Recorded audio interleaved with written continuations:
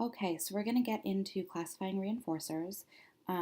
Just really quickly, reinforcers are the actual item or activity or event that occurs directly following a behavior, not to be confused with reinforcement. Reinforcement is the whole procedure, the process. Reinforcers are the actual items that we provide the consequence for the behavior. So we have automaticity of reinforcers. That basically just states that awareness is not required. So reinforcement can happen without the individual being aware that they're being reinforced. So we don't necessarily have to say, here's an M&M for going potty. But if we just provide an M&M and that's an effective reinforcer following voiding in the toilet, the future frequency will increase. So the learner doesn't actually need to be aware that they're being reinforced. We also have the arbitrariness of behaviors, and that means that reinforcement is relevant to any behavior. So we can accidentally reinforce behaviors that we weren't necessarily targeting just by providing some sort of reinforcer following a behavior. So a really good example of this is Skinner's superstitious pigeons. He randomly dropped food into his Skinner box with pigeons. It was non-contingent reinforcement and completely randomized. So non-contingent reinforcement, and we'll get into more depth on this, but it basically means that there wasn't anything specific. There wasn't a specific time schedule of reinforcement or variable schedule of reinforcement. He just simply put food into the box on a randomized schedule and not following any type of targeted behavior. But what he started to see is that the pigeons demonstrated repeated behaviors. 75% of those pigeons exhibited repeated or odd behaviors, meaning that Skinner actually reinforced the random behaviors depending on when he dropped food into the box. So that's the arbitrariness of behaviors. So he wasn't necessarily targeting a behavior to increase. However, that non-contingent reinforcement worked to increase the future frequency of those randomized or odd behaviors. So now we'll get into automatic reinforcement. So automatic reinforcement doesn't involve the presentation of consequences by other people. It's inherently reinforcing regardless of people present or the environment. So these are typically sensory type behaviors. So we have three main categories. Sensory consequences. The example here would be masturbation. So often a lot of clients during puberty, we need to directly teach them where this behavior may be appropriate because it is automatically reinforcing.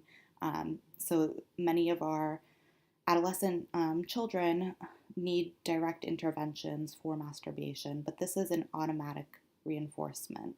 Um, Masturbation is automatically reinforcing for that child. Along with this would just be self-stimulatory behaviors. So some of our kids engage in toe walking, flapping, spinning, flicking their eyes up at lights. And then we also have unconditioned reinforcers. So there's no learned history here. So basically our basic needs, food, water, warmth, those are all unconditioned reinforcers. So that leads into classifying reinforcers by origin. Again, unconditioned reinforcers and then conditioned reinforcers.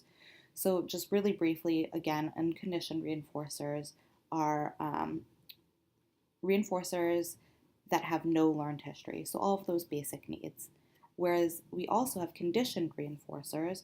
These are previously neutral stimuli that now work as reinforcers. They've been paired with something good, so they're now reinforcers.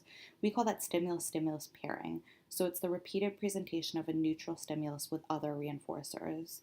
So if we continuously pair nice job with an M&M, eventually nice job, that neutral stimulus will become a reinforcer as well.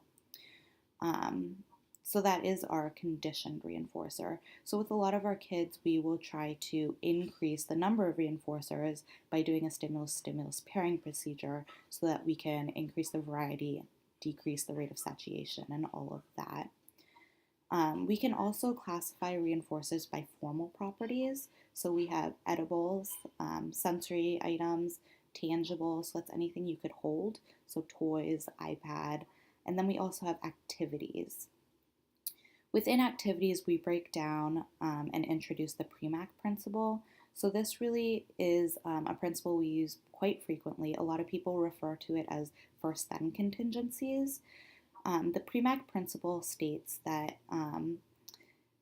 If we want a child to engage in a low frequency behavior, they're more likely to engage in that behavior prior to having a high frequency behavior presented following it. So first eat your vegetables, then you can have dessert. So your low frequency behavior is eating your vegetables, your high frequency behavior is eating dessert. So that preferred activity.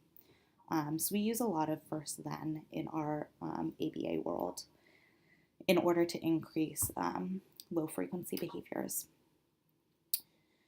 We also have activities that are themselves reinforcing, so jumping on a trampoline, running, playing soccer, activities, blowing bubbles, all of those things. And then we also have social things that can act as reinforcers, so vocal praise, high fives, all of that good stuff. And ideally, we'd like all of our kids